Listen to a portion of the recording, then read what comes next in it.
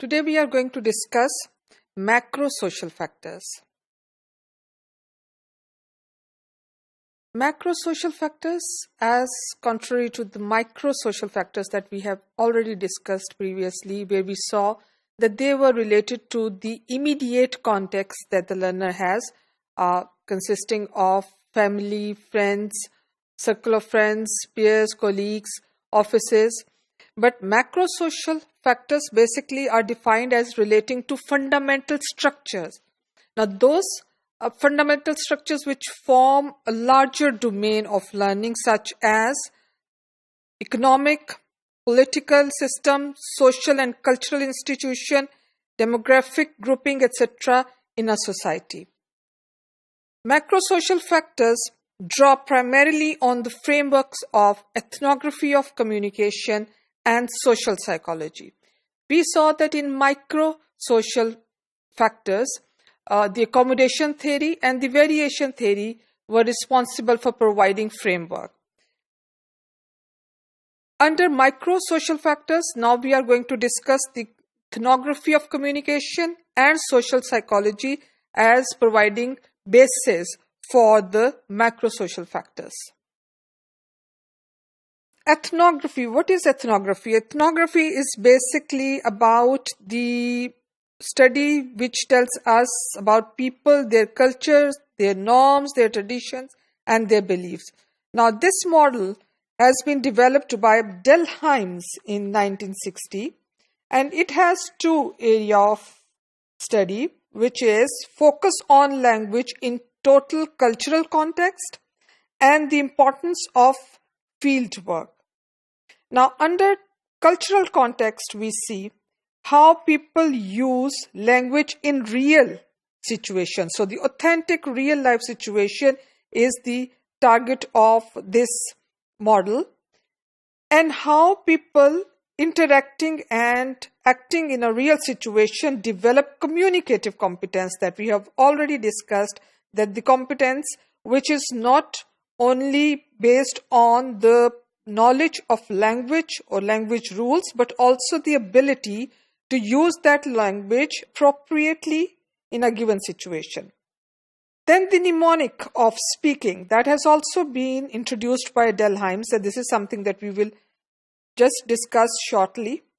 Now, then we will have the understanding of speech communities, that the focus of language in the total cultural context, which takes into account not only the usage of language in real situation, communicative competence, speaking mnemonics, but also the speech communities. And we have seen that a language community and a speech community is a community where the member of that community shared the common knowledge of a language. The importance of fieldwork has these three factors. That is the rules for speaking. So they need to determine the rules for speaking, what needs to be spoken, how it should be spoken. And also for not speaking, what needs not to be spoken. Things that needs to be understood in terms of the social and cultural context, that what should be spoken and what should not be spoken. And also determine how children learn these rules, by picking up that language being spoken around them, or by explicitly given the knowledge about the grammatical structure of any language.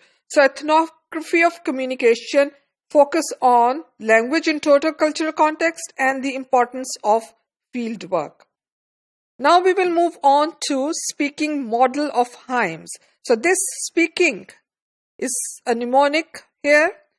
S stands for setting. That refers to time and place in which the language is used.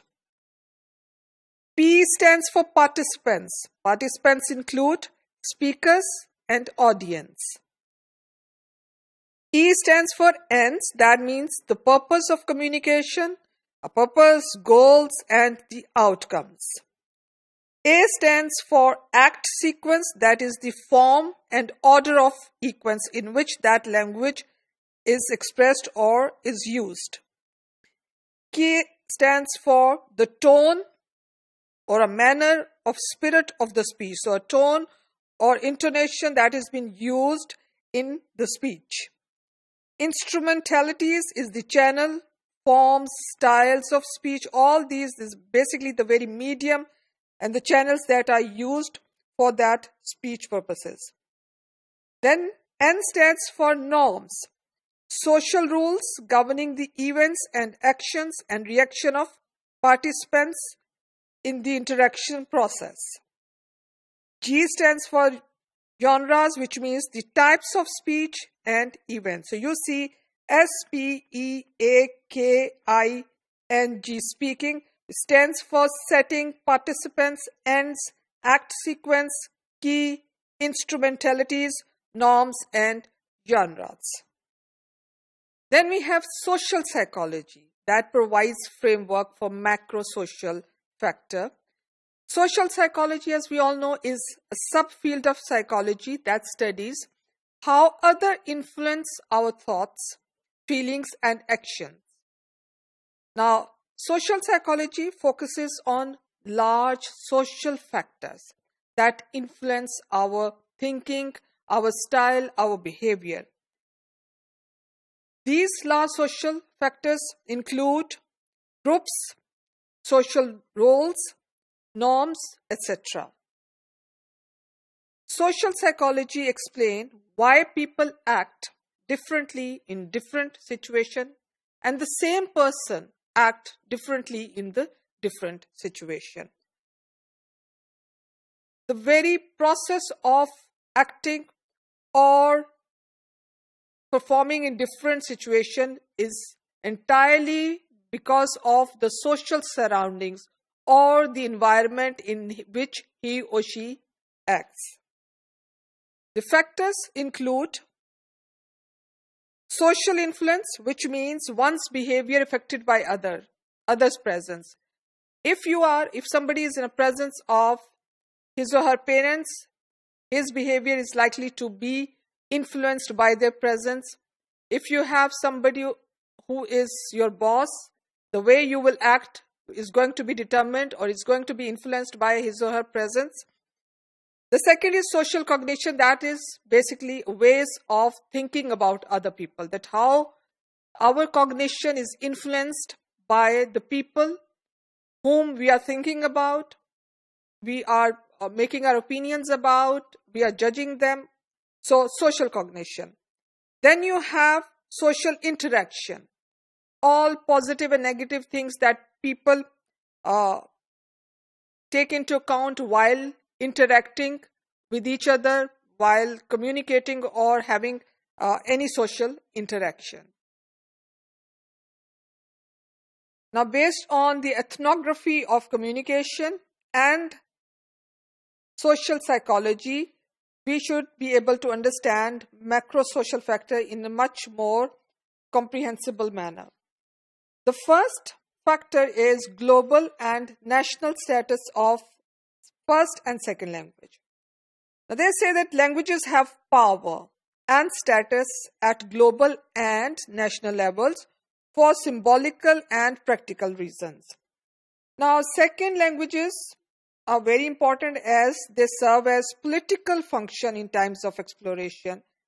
They are more often brought over to countries and sometimes are embedded in their native language and become integrated into daily speech. In some countries, the second language can be adopted as the national language because of its wide use and accessibility. It can be an official or dominant language, and it can shift because of migration or conquest or major political change. Now, these factors can be responsible for giving a special status to first language as well as the second language by gaining a status of official language or a dominant language, but they might shift because of the migration process, or conquering major political changes can also bring about certain changes in the status of a particular language. Second is boundaries and identities. It believes that nation borders are often language barriers. They may unify speakers and exclude outsiders. So the boundaries define a particular territory, and they may unify speakers but exclude outsiders, which is sometimes necessary. Why? Because it leads to the acculturation learning about new culture, behaviors, and values. Then we have institutional forces. They might affect the use and knowledge of L2 in relation to social control, political and religious practices, economic and education opportunities. These are the institutional forces that can act as constraints, but on the other hand can contribute as forming a very important macro social factor. Then the social categories such as age, gender, ethnicity, education level, occupation, economic status, all these categories might influence their learning conditions of second language. For example, talking about or giving you example about education level. Is it primary, secondary, the type of education, Urdu medium, English medium in Pakistani context specifically. So all these categories influence the very learning condition of the second language. Then we have circumstances of learning. That is, learner's previous experience influence L2 learning. That's true that if the learner has a positive previous experience and his learning, or especially the second language learning, has been reinforced, then he is going to have a positive attitude towards the learning of second language. It can be informal or formal instruction, field dependent or independent cognitive styles. So we have global and national status of L1 and L2, boundaries and identities, institutional factors and constraints, social categories and circumstances of learning, serving as the macro social factors in SLA social contexts. So to conclude, the ethnography of communication and social psychology provide the framework for macro social factors in second language acquisition, which include global and national status, boundaries and identities, institutional forces and constraints, social categories, and circumstances of learning.